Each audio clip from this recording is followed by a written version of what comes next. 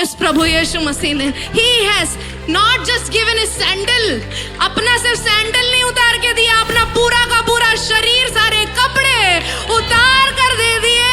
और उस पाताल में जाकर जिसने मेरा अधिकार ले रखा था, उससे मेरा अधिकार छीन कर, वो कुंजियों को लेकर, इससे तो मांगा था लेकिन शैतान से छीन कर प्रभु यीशु मसीह उठा कर लेकर आया है कि मैं और आप धर्मी कहलाएं, मैं और आप बचाए जाएं, मैं और आप आज एक उस ज्योति और आशा में रहे और आपको चाइल्ड ऑफ गॉड होने का, वुमन ऑफ गॉड होने का अधिकार मिल जाए। Hallelujah. Speaking to you about the word called redemption या redeem करना या छुड़ाना, बचाना, उस वर्ड के विषय में हम सीखेंगे कि अल्टीमेट रिडेम्पशन या रिडीमर कौन है हमारा। आमीन, हालेलुया। और सबसे पहली बात तो इस रिडेम्पशन के लिए हमें इसका इतना आदर क्यों करना चाहिए। अगर पूछा जाए क्यों, औरतों को पता होना चाहिए कि उन्हें कैसे और कहाँ से छुड़ाया गया है। लेकिन आज से 100 साल पहले, 70 साल पहले, 50 साल पहले, 30 साल पहले भी औरतों ने बहुत सारी अट्रॉसिटीज को सहा है। कहाँ से शुरू होता है? बाइबल के समय से ही शुरू होता है, जहाँ पे औरतों को एक प्रॉपर्टी माना जाता था, जस्ट एज अ प्रॉपर्टी, कि किसी काम के लिए लिया है बिजनेस डील में, या फिर प्रॉपर्टी, पैसे नहीं है तो लड़की रख दी। इस तरीके से अलग अलग तरीकों से क्या करते थे, वुमेन को एक प्रॉपर्टी समझा जाता था। या तो वो पति की प्रॉपर्टी होती थी या पिता की प्रॉपर्टी होती थी। कुछ नहीं हुआ, अगर गरीब है वो बहुत ज़्यादा, तो वो स्लेव होती थी, है ना। एक छोड़ देता तो दूसरा उठा सकता था। इस तरीके से औरतों को उतना ही दर्जा दिया जाता था। और अगर वो विधवा होती थी तो पूछो भी मत, उनकी बहुत ही दुर्दशा होती थी, क्योंकि ना उनका प्रॉपर्टी में कोई हक होता था। उस समय में औरतों को कोई प्रॉपर्टी में बोलने तक का अधिकार नहीं होता, तो प्रॉपर्टी तो बहुत दूर की बात है। They were not allowed. इसलिए आप रूथ की किताब जब पढ़ते हैं, रूथ के जो खानदान है उनके पास खेत थी जो वो बेचना चाहती थी, खेतें थी उसके पास, लेकिन वो उस अपने खेत में जाके फसल नहीं उगा सकती थी। A woman did not have a right to sow a seed in her own land. अपनी जमीन पे फसल करना उसको अलाउड नहीं था, अगर उस घर के अंदर एक मर्द ने उन्हें उस घराने को या उस जमीन को या उस औरत को खरीदा ना हो, या फिर उसका जो स्टेटस है वो डिलीवर ना किया हो। तो इसके लिए ये बोआस के खेत में जाके वीट को चुनने जाती थी।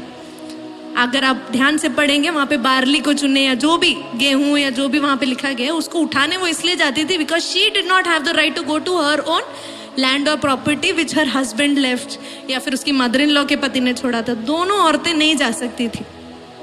आमीन। वहाँ पहला जो एंशिएंट है। दूसरा, एंशिएंट सोसाइटी में, स्पेशली रोमन कल्चर में, यूनान कल्चर में, यहूदी कल्चर में, कोई भी लीगल राइट्स किसी भी तरीके से एक औरत को नहीं दिया जाता था। देखिए, ये सब मैं इंटरनेट से मैं उठा रही हूँ, इसके लिए भारत के बारे में ये ज़्यादा जानते नहीं होंगे। भारत में आज भी यही चल रहा है, इन बेचारों को पता नहीं होगा। बट ये रोमी, ग्रीक वगैरह बता रहे हैं, हम तो इंडियंस हैं, हम बहुत अच्छे से जानते हैं कि एक औरत को कितना लीगल पोजीशन आज भी मिलता है और कितना उसके लिए उसे लड़ना पड़ता है। सारी चीज़ें we know about it, but आसानी से इनहेरिट करना उसके लिए आज भी और तब भी ईजी नहीं हुआ करता था। अर्ली चर्च हिस्ट्री, ये तो मैं दुनिया की बात कर रही हूँ, शुरुआत की पहली सदी की कलीसियाओं के अंदर और उससे पहले प्रभु यीशु मसीह के आगमन से पहले भी जो कलीसियाओं में चलता था, चर्चेस में ऐसा चलता था कि औरतों को सेकंड क्लास सिटीजन्स माना जाता था। ये आप हिस्ट्री में पढ़ सकते हैं। But Jesus broke this. How you know? That lady who was not being, उसकी औकात नहीं थी प्रभु यीशु मसीह के पास तक जाने की, लेकिन वो अपने बाल खोल के आंसुओं के साथ प्रभु यीशु के चरणों पे आ जाती। प्रभु यीशु वहीं बैरियर तोड़ देते हैं, वहां पे वो तोड़ देते हैं कि तुम सेकंड क्लास तो छोड़ो, तुम मेरे पाँव के पास, सबसे पास आ सकते हो। और उससे भी ज्यादा पता है क्या, जीसस के रिजरेक्शन का पहला विटनेस और टेस्टिमनी भी परमेश्वर ने औरतों को बताया कि सुसमाचार सेकंड क्लास सिटीजन ही सबसे पहले जाके दुनिया के कोने कोनों में बोलेंगे कि प्रभु यीशु मसीह जी उठ चुका है, प्रभु यीशु मसीह की मृत्यु से अब वो उस कब्र में नहीं है। ये औरतों को वो दर्जा दिया गया। How Jesus came, redeemed it. कहाँ हमें वहाँ कहीं बैठना चाहिए था मुंह चुप करके। आज भी बहुत सारी कलीसियाँ हैं जिनके ब्रांड में बताना नहीं चाहती हूँ, लेकिन वहाँ पे औरतों को ताली बजाना अलाउड नहीं है, मुंह खोलना अलाउड नहीं है, बाइबल पढ़ना अलाउड नहीं है। अगर उनको कोई सवाल है, जवाब है, वो घर जाके अपने पति से पूछ सकती हैं। दिस इज द कल्चर अभी भी बहुत लोग फॉलो कर रहे हैं, और साउथ इंडिया में इट इज़ प्रिविलेंट, बहुत लोग जानते हैं उस कल्चर्स को। but we are so lucky and so privileged that we can call Jesus as our true Redeemer. अब ये सब आज भी चल रहा है. 3 औरतों में 1 औरत पूरे दुनिया में फिजिकल सेक्सुअल वायलेंस अपने जीवन में सहती है. ये WHO 2021 के सर्वे के और स्टडीज के मुताबिक है. इसलिए आज ये प्रचार याद दिलाने के लिए है कि हमने क्या पाया है और क्यों हमें इसकी इज्जत करना बहुत ज्यादा जरूरी है. दूसरा, हमारी वैल्यू को परमेश्वर ने रिस्टोर किया है. जहाँ पे दुनिया में सेकंड क्लास बोलती है, वहाँ पे परमेश्वर ने हमें उसके चरणों पर जाकर रोने का अधिकार दिया हुआ है. उसको भूलना नहीं है हमें. आमेन. और ये रिडेम्पशन हमें फ्रीडम देती है, हमें हर एक दबाव से, हर एक एट्रोसिटी से एक आशा देती है कि यस, शायद मेरे घर में, शायद मेरे आसपास ये सब चल रहा है, लेकिन मेरे पास एक आशा है कि जल्द ही प्रभु यीशु मसीह आने वाला है, मुझे इस संकट और क्लेशों से ले जाने वाला है. मुझे जिंदगी भर यहाँ रहने की जरूरत नहीं है, मुझे जिंदगी भर इस कचरे में जीने की जरूरत नहीं है. मेरे पास अब भी आशा है कि कल अगर एक और दिन आएगा तो मेरा प्रभु मेरे लिए कुछ अद्भुत कर सकता है. मेरा प्रभु मेरे लिए हालातों को बदल सकता है. मेरा प्रभु खुद आके, अगर नहीं बदल रहा आगे वाला बंदा, फिलिस्ती है, फिलिस्ती रहेगा, तो प्रभु खुद आ जाएगा अपने इज़राइल को उठाने के लिए. आमेन. Hallelujah. So today again we must remember what is this price that we are paying for. और ये रूत की कहानी, आज का जो सारा खेल है वो रूत और बोआज की कहानी में है. हम पढ़ेंगे रूत की किताब 4 अध्याय, रिडीमर, रिडेम्पशन. सो अब यहाँ पे क्या होता है, इस सीन में क्या हो रहा है, इस चैप्टर में बोआज नाम का जो व्यक्ति है उसको रूत पसंद आ जाती है ना. बोआज को रूत पसंद आ जाती है. लेकिन यहाँ पे बोआज क्या करते हैं, लीगली, कानूनी रूप से, और ऑनर को, जिससे वो प्यार करता है, उसके ऑनर को प्रोटेक्ट करने के लिए वो क्या करता है, सिटी के गेट्स पे जाता है, एल्डर्स जहाँ पे बैठे हुए हैं वहां पर पहुंचता है और रूत के विषय में बात करता है. देखो लड़कियों, औरतों जिनकी शादी नहीं हुई है स्पेशली, एक जो लड़का आपसे प्यार करेगा, if he likes you, there is nothing wrong in people liking you. You are beautiful, people will like you. But अगर वो तुमसे सच में प्यार करता है तो वो तुम्हें यूज करके, तुम्हें ट्राई करके नहीं घर पे आएगा तुम्हारा हाथ मांगने के लिए. वो पहले जाएगा सिटी के गेट्स पर, एल्डर्स के सामने. जो एल्डर्स हैं तुम्हारे घर के, माँ बाप हैं या जो भी हैं, उनके पास आके तुम्हारा हाथ तमीज से मांगेगा. और यही एक जेंटलमैन की निशानी होगी. वो तुमको लेके घूमने से पहले तुम्हारे घर वालों से पूछेगा कि क्या मैं आपकी प्यारी बेटी को अपने साथ, अपने जीवन का एक साथी बना सकता हूँ या नहीं. अगर ऐसा नहीं है तो कॉम्प्रोमाइज मत करना, क्योंकि you are too expensive to be compromise. Amen. Hallelujah. तुम बहुत महंगी हो, इसके लिए अपने आप को जाकर कॉम्प्रोमाइज मत करना किसी के लिए कि भाई वो चिकनी चुपड़ी बातें. तो भाई आजकल ChatGPT बहुत जबरदस्त बना रहा है. तुम्हें नहीं समझ में आ रहा है तो कोई एक AI का ऐप होगा या YouTube पे भतेरे, उसको लगा के सुन लेना. लेकिन किसी आदमी को जाकर अपना शरीर और अपना दिल मत दे देना जो तुम्हारी इज्जत ना करता हो. तो ये आदमी पता है क्या करता है, ही गोज और कल्चरली और ट्रेडिशनली जो सही था उस समय वो वहां पर जाता है. और ये आदमी ना इस औरत को एक्सप्लॉइट करता है. अभी यहाँ देखिए, रूत और बोआज दोनों की खासियत पता है क्या है. रूत एक विधवा थी, करेक्ट. वो चाहती तो बोआज के ऊपर अपने आप को हावी कर सकती थी, if she wanted, but she did not, है ना. वो चाहती तो कर सकती, क्योंकि उसको भी पता था कि मैं एक विधवा हूं, मेरा शादी होने का चांस क्या है, माइनस में चल रहा है. एक व्यक्ति जिसकी शादी हुई नहीं है, बोआज, क्यों किसी विधवा से शादी करेगा. बट ये बोआज ने ऐसा नहीं किया. रूत चाहती तो बोआज के ऊपर क्या कर सकती थी, अपने आप को टेम्पटिंग रिवील कर सकती थी. अगर डिलाइला जैसी होती तो वो अपने आप को रिवील कर सकती थी. और बोआज बीइंग अ मैन, हम कह नहीं सकते वो उसके कैरेक्टर किस तरीके से टेम्पटेशन के सामने स्लिप करता है, वो बाइबल में लिखा नहीं है, इसके लिए हम ज्यादा उसके बारे में बोलते भी नहीं. लेकिन वहां पे रूत, जैसा उसकी मदर इन लॉ ने बोला, वो जाके उसके पांव पे जाके बैठ गई. वहां पे उसकी प्यूरिटी, इंटीग्रिटी दिख गई. चलो ठीक है. लेकिन उसका इंटेंशन वो नहीं था. अगर रात के अंधेरे में अकेले जगह पे एक अकेले मर्द के पास जाके वो जा रही है, तो उसके मन में दोनों बातें होंगी कि अगर बोआज एक गलत आदमी होगा तो वो उसको यूज कर ले, और उसकी किस्मत अच्छी थी, बोआज एक अच्छा प्रभु का व्यक्ति था, इसके लिए उसको यूज नहीं किया, छोड़ दिया।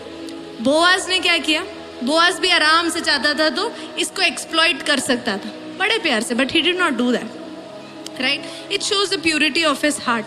अब उसने क्या किया, वहां पे इस कल्चर के हिसाब से, इस ट्रेडिशन के हिसाब से इजराइल में अगर कोई व्यक्ति अपनी प्रॉपर्टी या डेब्ट या फिर विडोहुड में है, तो इन सब चीजों को या हाउस होल्ड को बचाने के लिए, इन सब चीजों को बचाने के लिए जो परिवार में सबसे क्लोजेस्ट रिलेटिव होगा, जिसे किन्समैन भी कहा जाता है, जो क्लोजेस्ट रिलेटिव होगा, वो क्या कर सकता है, इनको रिडीम कर सकता है। क्या कर सकता है, रिडीम, मतलब उनको इनका एक दाम चुकाकर खरीद सकता है, और क्या कर सकता है, एक क्लोज रिलेटिव उनका आके। तो इस बोआज ने क्या किया, सिटी के गेट पर इस क्लोज रिलेटिव को बुलवा लिया, क्योंकि रूथ और नाओमी का क्लोज का रिलेटिव एक जिंदा था, जो था उनका खानदान, तो उसके बाद ही बोआज आते, सेकंड इन लाइन आता है बोआज। तो इस क्लोज रिलेटिव को बुलाया और बोला कि देखो ऐसी प्रॉपर्टी है जो हमारे खानदान की है, इनके पति और इनके दोनों बेटे मर चुके हैं, एलोन और किलियोन दोनों मर चुके हैं, अब इनकी जो प्रॉपर्टी बची हुई है ये बेचना चाहती हैं, तो क्या आप इसे लेना चाहते हैं? तो इस रिलेटिव ने बोला हाँ लेना चाहता हूँ, मैं खरीद लूंगा। फिर बोआज ने बोला इनकी एक विधवा भी है जिसका नाम रूथ है, वो एक मोआबिन स्त्री है, तुम्हें उसको भी लेना पड़ेगा, ताकि ये रिवाज है, अगर तुम कोई प्रॉपर्टी ले रहे हो या ऐसा कर रहे हो, तो अगर उस घर के अंदर, उस खानदान में अगर कोई औरत है जो विधवा है, उसको भी उनको लेना पड़ेगा, और वो फैमिली का जो लीनिएज है वो आगे बढ़ाना पड़ेगा। ये कल्चर था, ट्रेडिशन था उस जमाने का। तो इस रिलेटिव ने बोला नहीं, मैं ये नहीं ले सकता कि मैं एक विधवा को अपने घर नहीं ले सकता, मैं उसकी जीनिएशन, तुम एक काम करो, तुम ये प्रॉपर्टी और इस औरत को और इसके खानदान को तुम बचा लो और उसको रिडीम कर लो करके। तो यहाँ पर बोआज ने क्या किया, इस क्लोज रिलेटिव से, क्योंकि वो चाहता ही बोआज ये था कि रूथ को वो कैसे भी रिडीम कर ले, साथ में उनका पूरा खानदान और उनका नाम सब, तो बोआज ने क्या किया, उस जमाने के हिसाब से अपना सैंडल लिया, तब लिखित में नहीं होता था एग्रीमेंट, तब क्या करते थे, अपना सैंडल लेते थे एक, और सामने वाले, अपन दोनों का बात हो गया, सैंडल लिया दिया, आपने अपना सैंडल लिया और मुझे दे दिया, और हम दोनों के बीच में क्या बन गई, ट्रीटी, एग्रीमेंट हो गया कि भाई आज से ये सारी जो है मेरी संपत्ति है, इसके अंदर जो भी है वो मेरा संपत्ति है, हाँ हैंड ओवर कर दिया, और अब कभी ये क्लोज रिलेटिव आके मुझसे मेरी संपत्ति जो मैंने अभी ली है वो नहीं ले पाएगा। आमीन। तो कोई उसमें नहीं है, तो इन्होंने सैंडल एक्सचेंज किया, जिसका मूल्य हो गया कि अब प्रॉपर्टी जो भी उनका कर्जा था, नाओमी और रूथ दोनों किसकी हो गई, सब कुछ किसका हो गया अभी, बोआज का। बोआज ने राइटफुली उसे खरीद लिया। आमीन, हालेलुया। इब्रानी में 3 वर्ड्स हैं जिसको रिडेम्पशन में बात किया जाता है, गाल, पाड़ा, कफार या लित्रोन या लुस्ट्रा भी कहा जाता है उसे, लिट्रोन, अलग अलग वर्ड्स हैं उसके। अब गाल में क्या होता है, इसमें लीगल बाई बैक करते हैं, लीगली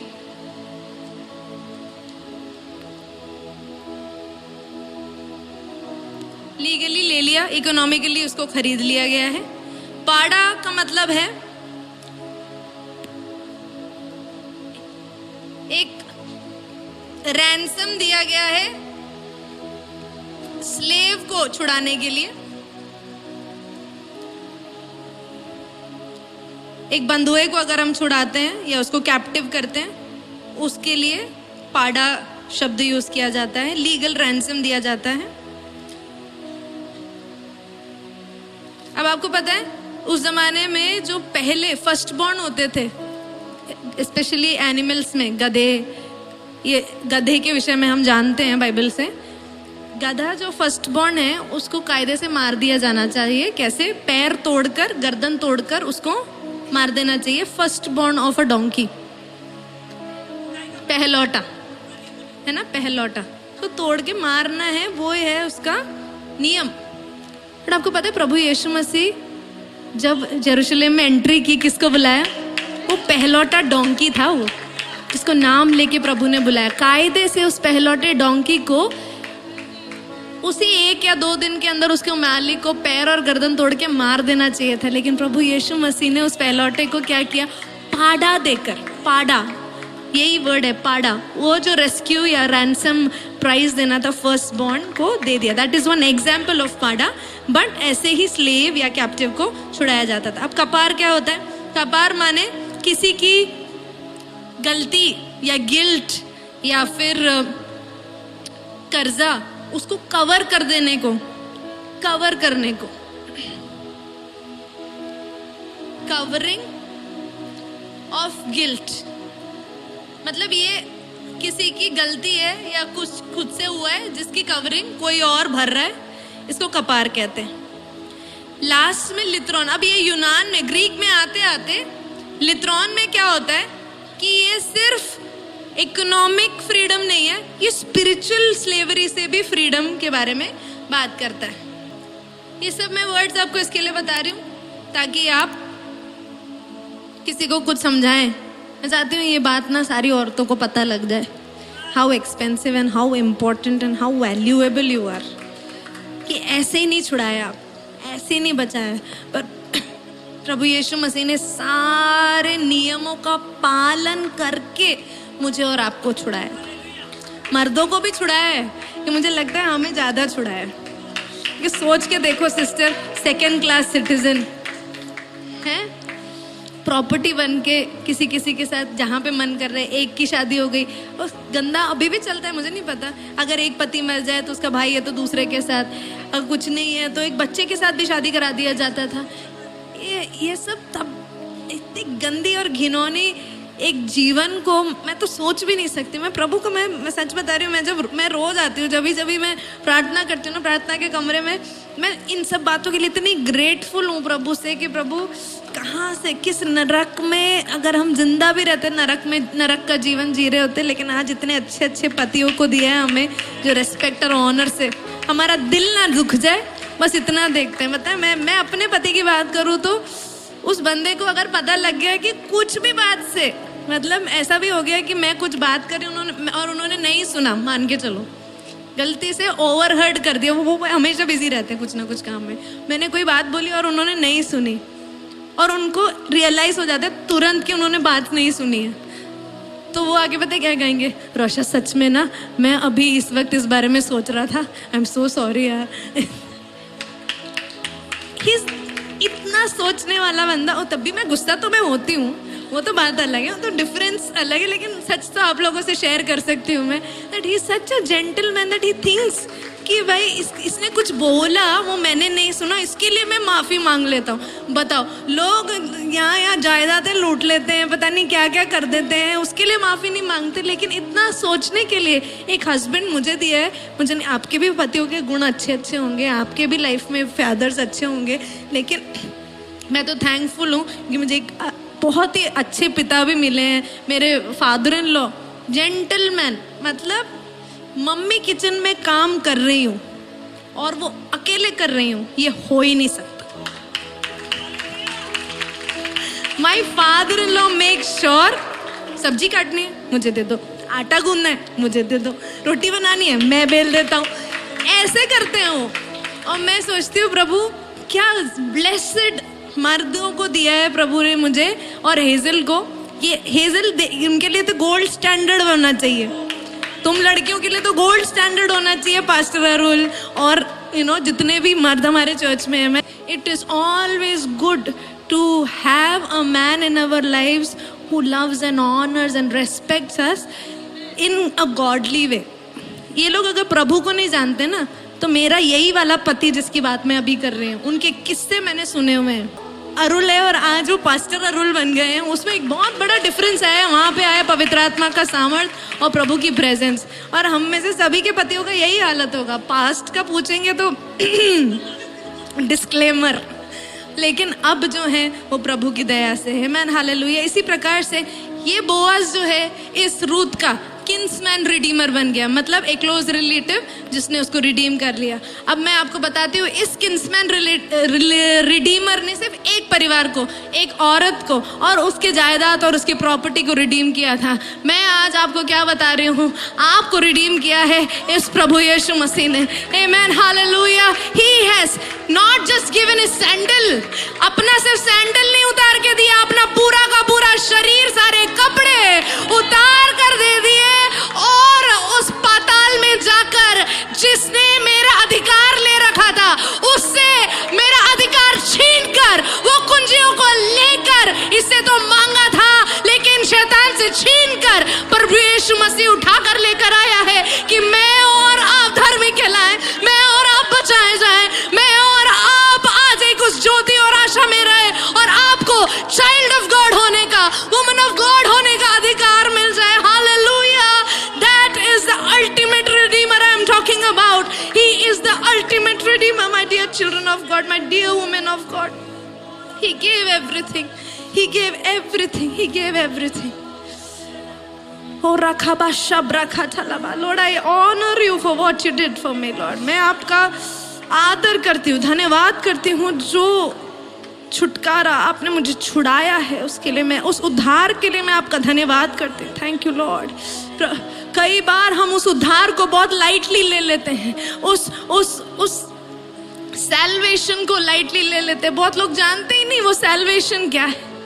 ये है वो salvation that he chose to buy you back from the one who had held our हमारे राइट्स और हमारे रेंज को जिसने ले रखा था, हमसे, हमें स्लेवरी से बचाया है, हमें विधवापन से बचाया है, हमें पॉवर्टी से, हमें पाप से। इस एक व्यक्ति के लिए नहीं, सिर्फ मेरे लिए नहीं या सिर्फ प्रभु के दास दासियों के लिए नहीं, लेकिन हर एक व्यक्ति जो उस पर विश्वास करे, उन सभी के लिए, सारे मानव जाति के लिए परमेश्वर ने उस छुटकारे को बोला। और वहां पे भी एक सभा बैठी थी प्रियो, जैसे बोआज के लिए बैठी थी ना सिटी गेट्स पे सभा, वहां पे भी एक सभा बैठी थी। वहां पर भी प्राचीनों के सामने पिता पुत्र पवित्र आत्मा के बीच में बात छिड़ी कि कौन जाएगा, और प्रभु यीशु ने कहा मैं जाऊंगा। Amen hallelujah. I will go and take that price. I'll pay that price. और ये हमारा रिडीमर है, ये हमारा सच्चा मित्र है, सच्चा रिलेटिव है, सबसे क्लोजेस्ट रिलेटिव है, सबसे प्यार करने वाला वो पति है। उसने हमारी डिग्निटी को बचाया है राजा की बेटी होने के लिए। इसके लिए आज एक टेम्पररी सर्वाइवल के लिए, छोटी मोटी ज़रूरतों के लिए कतई कॉम्प्रोमाइज मत करना, बिल्कुल कॉम्प्रोमाइज मत करना। किसी हाल में संसार के सामने और उनकी ज़रूरतों के सामने अपनी डिग्निटी को एज राजा की बेटी को कम होने मत देना। Amen hallelujah. बहुत फेथफुली अपने जीवन को जीना। बताऊं, अगर आज आप इस पाप में हैं, ऐसी कोई बात में हैं जहाँ पे आप संसार के भी हैं और परमेश्वर के भी होना चाहते हैं, उसमें कोई बात अभी तक क्यों नहीं है पता है, क्योंकि वचन ये भी कहता है कि फॉर ऑल हैव सिन्ड, सबने पाप किया और परमेश्वर के अनुग्रह से रहित रहे हैं। They have been short of God's glory. लेकिन परमेश्वर का वचन आगे भी कहता है कि परमेश्वर ने हम सबको रिडीम भी किया हुआ है, हमें फिर मौका दिया हुआ है, उस अनुग्रह के ऊपर अनुग्रह मौका दिया हुआ है। Amen hallelujah. इसके लिए अपने आप को इस शैतान के गिल्ट में मत रखना कि मैं तो पापी हूँ, मैं तो, मेरा तो चरित्र खराब हो गया, मेरा तो कैरेक्टर खराब हो गया, मैं तो अब वर्थलेस हूँ। ये सब झूठ और झंगालों में भी मत फंसना। ये शैतान झूठ बोलता है। अगर आपको पता लग गया है कि आपके अंदर कुछ कमी है, there is something that you need to ask for, उसके लिए क्षमा मांगने का अभी भी हमारे पास मौका है। There is a chance to ask forgiveness even tonight. कुछ भी छोटी बात में अगर आपको लगा है कि प्रभु आपसे मैं फेथफुल नहीं रही हूँ, अपने हस्बैंड से मैं फेथफुल नहीं रही हूँ। फेथफुल रहने के लिए परमेश्वर सिखाता है। हम खुद से फेथफुल कभी हो ही नहीं सकते। Only he teaches us to be faithful. परमेश्वर हमें कवेनेंट पार्टनर्स बुलाता है। बिजनेस पार्टनर सुना है? परमेश्वर कह रहा है कि वाचा, जो वाचा है, इस वाचा के पार्टनरशिप प्रभु ने मुझे और आपको दी। किस लिए? बिजनेस पार्टनर क्या करता है? इक्वल प्रॉफिट भी लेता है लेकिन इक्वल मेहनत भी करता है।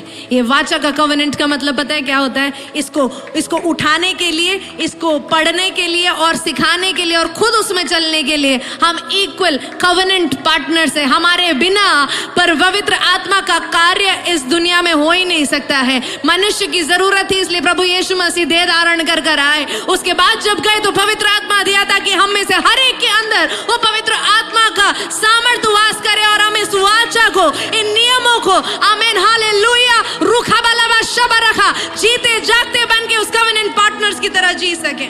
मैं एक वीडियो आपको दिखाऊंगी स्क्रीन पर, आप उस वीडियो को देखिएगा और समझिएगा कि मैं और आप क्या कर रहे हैं। ये This touched my heart. Emma, these past 7 months have been incredible. And I mean, honestly, when I saw you 7 months ago, I knew from that moment that I wanted to spend the rest of my life with you. You're kind, beautiful, smart. I can't picture a more perfect woman. So, Emma Lily Thompson, will you marry me? Yes. I have to see other guys on the side, but yes. Wait, what? What are you talking about? I'm the perfect woman, just like you said. I'm gonna have gourmet meals for us every single night. ऐसा थोड़ी है कि मुझे तुम्हारे ही साथ रहना पड़ेगा, मैं दूसरों के साथ भी, तो जो मेरे बाकी लड़के हैं उनके साथ भी तो मैं रह ही सकती हूँ करके। आगे। No, that's actually like a big like. लड़का कह रहा है नहीं, मैं चाहता हूँ शादी का मतलब यही होता है कि एक लड़का और एक लड़की की शादी। That's asking a little much, don't you think? A little.